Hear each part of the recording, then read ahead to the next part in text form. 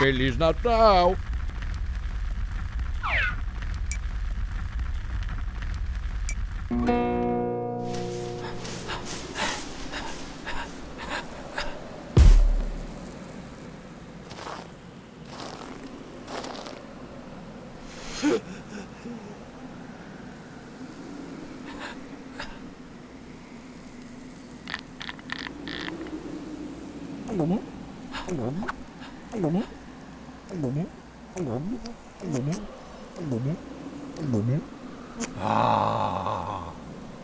Feliz Natal!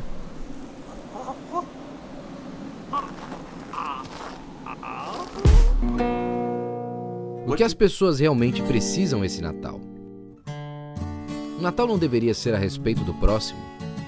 Enquanto o materialismo tira Cristo do Natal, hoje mesmo, ao redor do mundo, milhões de pessoas estão sem comida e água potável. E mais do que isso, elas nunca ouviram falar a respeito do primeiro Natal. Imagine se, neste Natal, trouxéssemos uma mensagem de esperança àqueles que estão morrendo, para aqueles em necessidade, para aqueles que precisam ouvir a respeito de Cristo.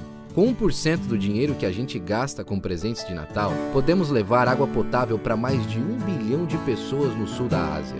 Podemos ajudar viúvas e órfãos. Podemos levar uma Bíblia para cada pessoa na Terra. Já imaginou se esse ano milhões puderem ouvir sobre o primeiro Natal?